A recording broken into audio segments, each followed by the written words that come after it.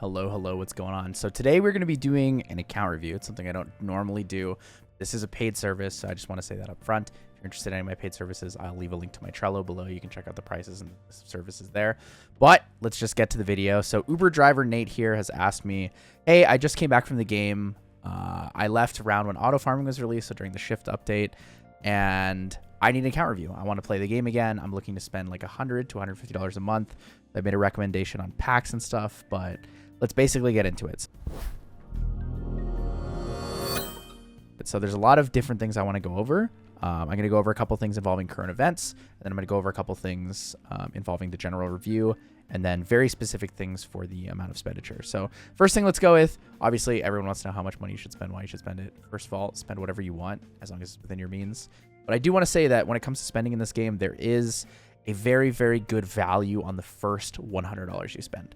The first $100 you spend in the game goes towards these. So you buy daily pack 1, 2, and 3. And the prices are different here because it's Canadian. But the reason you get all 3 is because you get something called 50% bonus mana stones, and you get a ton of crystals. So the value on this $44 or $45 is actually significantly better than it is in any other pack in the game, as well as the glory points. So the 1 extra glory point and the energy max storage bonus means that when you refresh, you'll get 10 extra energy. And then for the additional glory point, that's super helpful if you don't already have max towers. If you do have max towers, it makes it easier to get your LD pieces from Arena or your scrolls or anything like that. Check-in pass is also the next $10 I suggest. The reason that the $10 here is so much value, you're getting a decent amount of energy, you're getting 200 extra crystals, you're getting an extra LD, an extra Devilmon, an extra Reap, and you are also getting 14 extra scrolls. So the value of that for $10 is pretty good. The guaranteed rune is really good, and then the energy is obviously nice, right? People think that this pack is like, oh, whatever, you know, it's $10. Like, who cares for an extra Devilmon? Keep in mind, buy 4 Devilmon costs $50, so the pack value here is pretty good in comparison. The last thing that I suggest, and this makes up the last $50 of that spending, which will bring you to a total of $95, is the TOA clear reward passes. So these are really good value. They give you 500 crystals, and then the actual rewards from this, I believe you get 80 summoning stones per tower, 700 crystals, 1 Devilmon, 1 LD, 1 all attribute, and 5 scrolls, and then a couple other things. You get some energy and crystals. So the value of that for $50 to double all of it is really, really good. Right? The Devilmon makes it worth it already. Then you get the crystals. Then you get the extra summoning stones. And you also get the extra mystic scrolls and then the double all attributes. So the value for double TOA passes comes after, in my opinion, the first packs. So I think that check-in pass is the best value. Daily pack 1 and 2 are the best value. And then it's daily pack 3 and then TOA passes together. If you can only choose one, I would probably do TOA passes before the daily check-in, but daily check-in 3, because that's the LD pieces, but it's totally up to you on what you want to spend. So that is my suggestion on the first $100 you should spend in the game. So something cool, Summoner's Way was recently revamped, so if you don't already know about this, I will leave a link to the video probably right there, maybe right here, somewhere like that. But there's a video talking about all the new things in Summoner's Way, all the stuff you can get, and then just quick ways to get through it. So there's another thing called returning user support. So if you're a returning player, for 7 days, you will get 50 daily energy. Your EXP and mana acquisition goes up by 100%, so double mana, double EXP, which is amazing. Free rune and artifact removal, which is absolutely incredible. You can do a lot of value with this. So if you're looking to get paid services like a re-rune, this is a really good time to buy it from somebody. You know, you get this done, pick up as much mana as you can, and you just get your account set up to start right again. Rune and artifact power-up cost being 50% off is also incredible. It's going to be a lot cheaper to upgrade your runes to plus 15. You can get your cheaper artifacts, your white, green, blue ones, just for stats to plus 15 for even less. And the bonus wish. Bonus wish is whatever. It's just a fun thing, but the other ones are really important. I think that the free rune and artifact removal is probably the most relevant one because it gives you an opportunity to test and rebuild lots of teams based on what your progression was before you left. So the next thing I want to go over is going to be very specific to right now in the game. So if you're looking at this video a couple months down the road, you're like, oh, I'm a returning player. This piece of information won't be super relevant to you. There may be a new event during the time you come back when it is, but I want to talk about this really quick here. So I'm going to go down to the Infinite Coin Shop. So the Infinite Coin Shop, there are a lot of things you can buy here for just spending energy and such. A lot of people are spending a lot of money on the scrolls, or a lot of their coins on scrolls and stuff. If you're a new player returning to the game, I think one of the best investments you can make is actually buying a ton of mana right now, because the cost for the mana is fairly low And you also get 200k per purchase. So if you purchase this 10 times, you get 2 million. If you purchase this 100 times, you get 20 million. 20 million mana when you have free rune removal, when you have 50% artifact cost, rune power up and artifact upgrade cost as 50% less is extremely good value. So for my suggestions in the event, obviously you got to buy out the important things down here, but mana is going to be really, really big and really relevant to you. Okay. Now that we've gone through the basic stuff, let's talk about the actual progression of the account. So we're going to talk about teams to build and how to kind of get there. So first thing I'm going to do is I'm going to put everything in storage that doesn't need to be here so that we can kind of take things out and talk about them in terms of relevant order. Put everything away. Look at highest grade. So in storage here we have Ifrits. Everything else not super relevant that we might pull some units out here in a bit, but we can go through what's in storage first.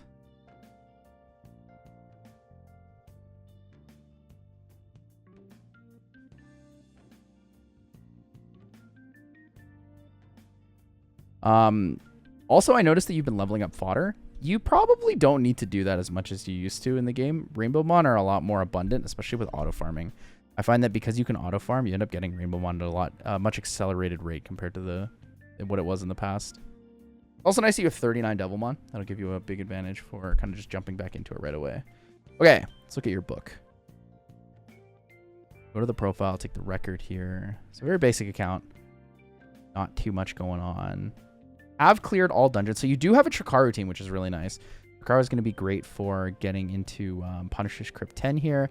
And then we can build a dot team for your giants in your Still Fortress. It's nice that you already have a Still Fortress 10 team. Like, if it still works, you can use that to farm basic artifacts. But ideally, we're going to be looking towards building these dot teams. So, go by highest grade.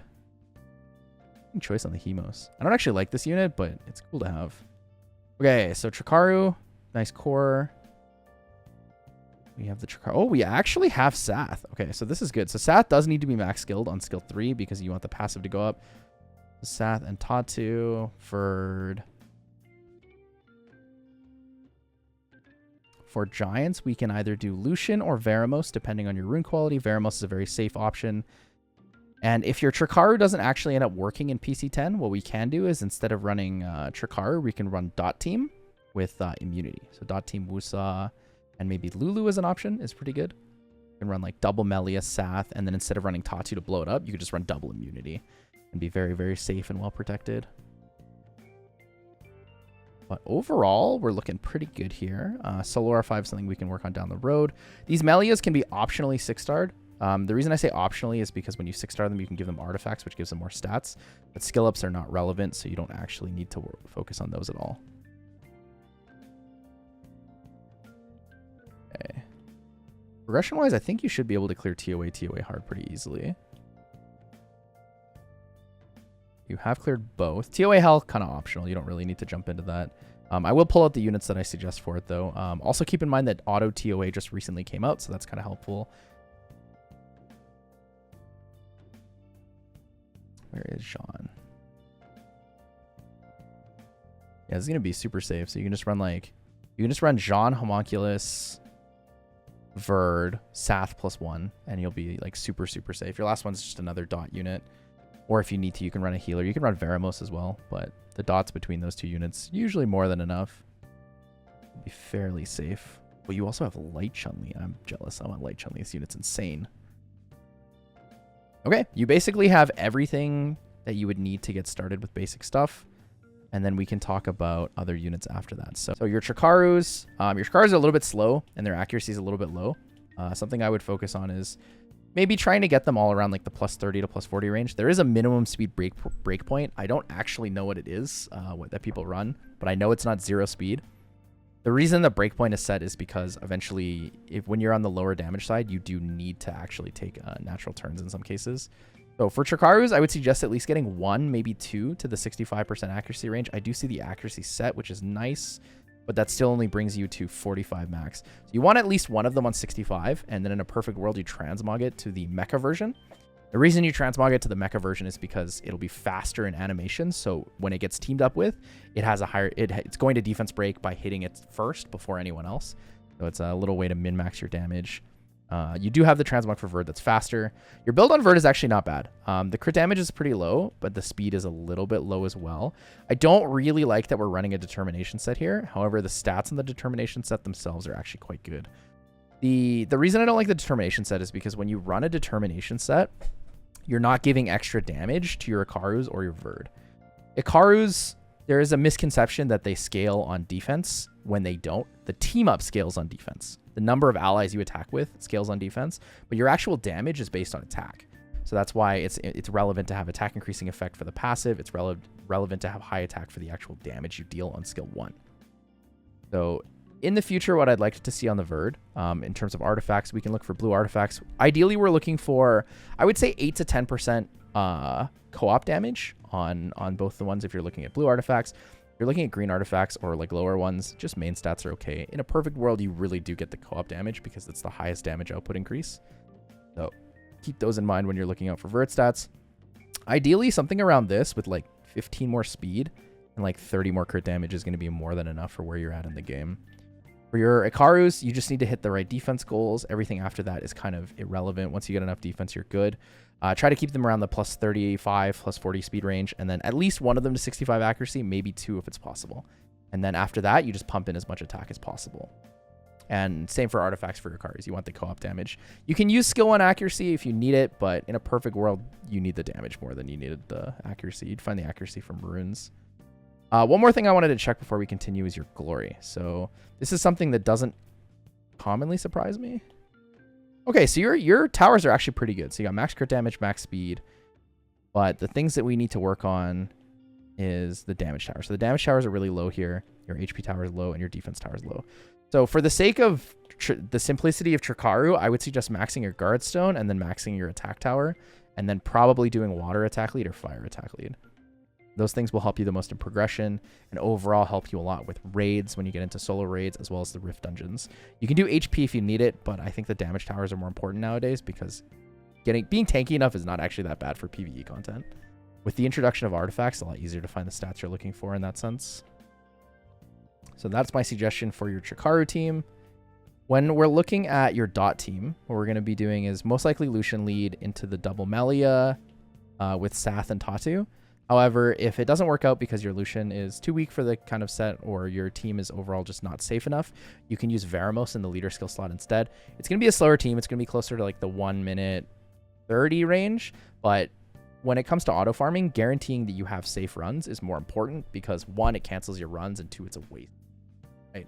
Now that time is no longer the constraint for auto farming, it's really about energy efficiency and usage. So in terms of the team, I will link someone else's guide, so I don't have the guide for it, but there are very good guides out there for the dot team for giants. I would suggest something around like probably like 170 speed. Make them really tanky. If you want, you can put one or two of the Melias on violent. Sath and Tatu ideally go on double will. The reason they go on double will is because you really don't want them to get defense broken on the boss stage, and you don't want them to get frozen in the mid boss stage. So for these units, they can use pretty much whatever sets. I like running them on like double will fight, double will accuracy, whatever you need, and then just make them tanky. They don't need to have incredible like damage stats or anything. You're just relying on dots, you're relying on Sath passive, and then Tatu to blow it up. And for the Melias, same thing. So your accuracy requirements in giants, I believe, are 55%, which is 10% less than dragons, the same as it's consistently been. And then for Veramos, similar concept. You just want Veramos to move first in your team so that he can cleanse.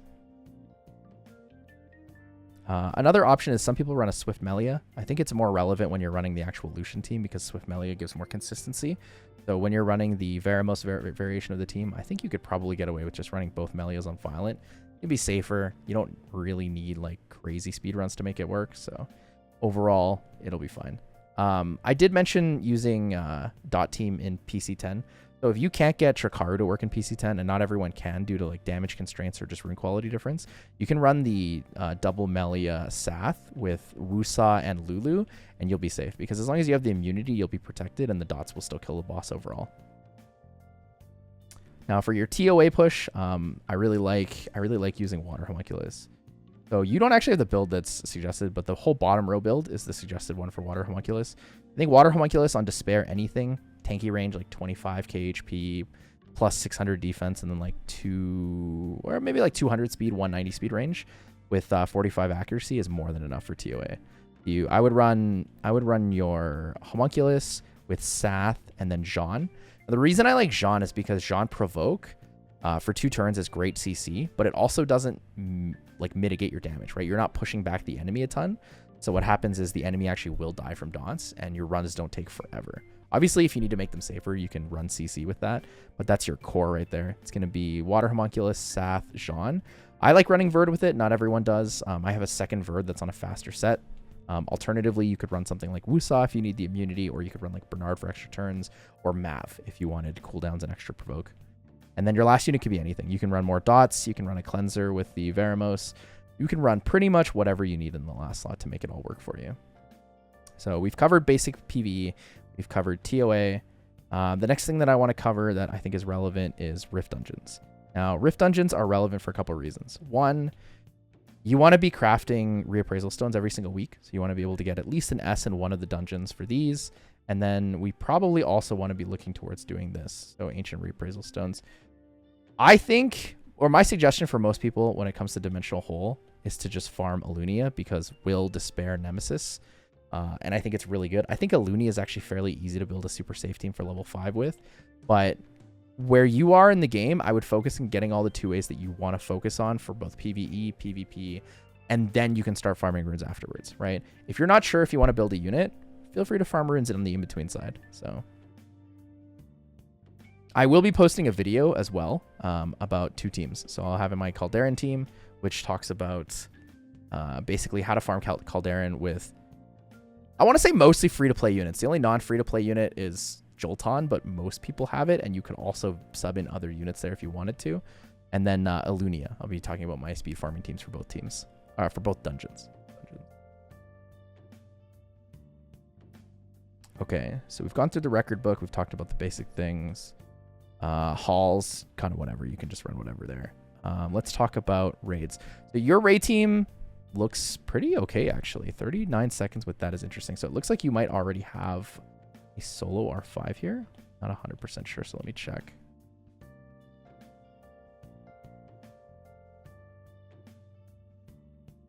Not looking like we do. Not looking like we do.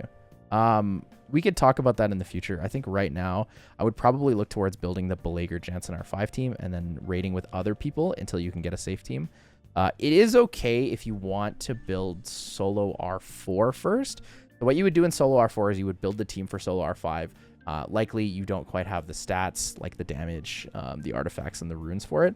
So you just drop down to R4 for now. You farm a little bit, you grind up all your runes, and then by then your tower levels should be okay. So it's like a 2 to 3 month process, and then you'll be able to jump into R5 after that.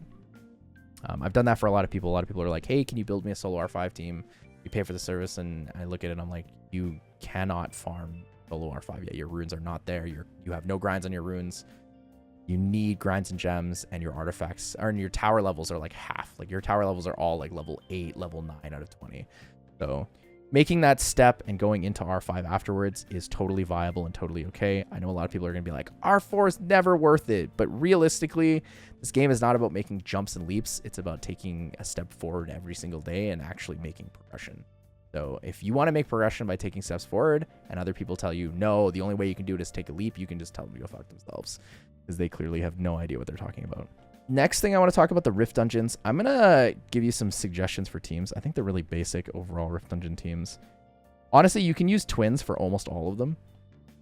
Twins with like Rauk or something for almost all of them. In a perfect world, you'd have Bastet for the attack buff. We can use Ergar. I think Ergar is very good for a lot of rifts. So I would do Ergar, twins, and then whatever you need for the mechanic for the dungeon. So for fire, you would want some AoEs. So for you, I would probably use your Sigmaris and maybe your Water Homunculus. For water, I would probably use Perezvelg for the speed buff, or Mav for cooldown reduction, and then a healer like Beladion. For the wind one, the wind one's a little bit tough because you actually need a decent amount of healing. I would suggest using Colleen. I would probably use Colleen, Rauk, Ergar, Bella Dion, and then 2 fire damage dealers. So probably something like Hua and maybe the Belager if you need. If not the Belager, then I would do probably your Crow. Crow's really good damage in pretty much all of the dungeons. For the dark one, you would want to run all multi-hits. So it's having something like Ergar or Colleen, Twins, and then Shangfei +1 in the front line. Keep in mind for dark one, specifically, you want your damage, you want your attack buffer in the back line. And the reason for that is because one of the frontline units gets sealed. You don't want that to be your attack buff. For the light dungeon, you don't want multi-hits, so in a perfect world, we don't use twins. For the light dungeon, I like using something like Ergar with Crow. I actually don't mind using the dogs. Even the team up is okay. For damage, if you need more damage output, you can always use Ken for the branding, but I don't think you'll need it. Elsharian is good for stuff like that because the single hit is really strong in the scalings. But yeah, you can basically just kind of slot units in right there. You're just looking to get an S in each dungeon. You don't need to get triple S right away. It's something that can come later on. With Rift dungeons, the key is always to survive and then deal more damage over time, right? So if you can survive and clear with an S, that's the best starting point. After that, you start adding more damage in where it fits on your team, whether that's taking out some of your supports or just improving the runes. So in terms of 2 ways you don't have, the 2 ways I would probably suggest for you, in terms of PvP, I think the ones that are really good, Iseli is really good in PvP, Kali is incredibly good in PvP, and Lala is really good in PvP. Iseli is really good for like Special League RTA stuff. Kali's really good for Guild Wars Siege, and pretty much everything else. She's an incredibly good unit, and Lala's really good for Guild Wars and Siege. Some people do use Ursha for things like TOA hard because of the provoke counterattack and then the attack break. It's a very good skill, but it's not absolutely necessary. In terms of water units here, you got pretty much everything you would need. Alucia is really good for PvP as well. I really like having Alucia. And then Megan is optional. If you're a big Megan fan, 2Aing Megan's not the worst idea. You do get 2% more attack buff, or sorry, attack bar boost on skill 3. But other than that, not super important. But the wind ones that you're missing, I think most of the wind ones are kind of just except for maybe Royd. I think Royd is really, really good in Guild Wars and Siege. It's also a fairly decent damage dealer regardless if you wanted to use it in some of the Rift dungeons. Or sorry, not the Rift dungeons, the Dimensional Hole dungeons. Cilia is also pretty good for PvP, but not absolutely necessary. She does have AoE defense break and strip. So for light ones, I see you don't have that many light ones. Escher is really good for PvP. Very good, very good. I actually use him in PvE as well for some things. Mostly Dimensional Rift Dungeon stuff. Darian's really good for arena defense, also with the way they changed him. So when units get 2 aid, they gain a lot of stats. He gains a lot of HP and defense, but also takes 15% more damage to have 30% damage mitigation for his team. It's actually worth it. A lot of people didn't think this was worth it, but Darian's one of the strongest arena defense units out there right now. If you're looking for something with anti-revive on kill, you can use Linda with Comet Summoning. Keep in mind the damage on this skill is a little bit low, so you do need to have fairly good runes or run like a really, really fat Linda with like a Tion boost or something. Other than that, I would say the other unit here is Shaman. Shaman's incredibly good for Necro speedruns. It's very popular for TOA Hell, and also it is featured in my Alderan speedrun. Shaman is a great unit, has reduction of damage from dark units, increases damage on dark units, and also has very, very strong max HP scaling on skill 2. For dark 2As, for PvP, I think that picking up a Cha-Cha is really good for Siege, but it's not a focus. Jolton's really good for Calderon, very good for a couple other things in the Rift dungeons. It's also a pretty decent dark tank in Siege if you need. Bell's a great dark tank in Siege. Fun in PvP because of the high base speed, but not absolutely necessary for anything. Miho's very outdated, so I probably wouldn't, or you can build one if you want to later down the road. Thrain is amazing. If you have a Thrain, this is one of the fastest units. I like using this for TOA hard.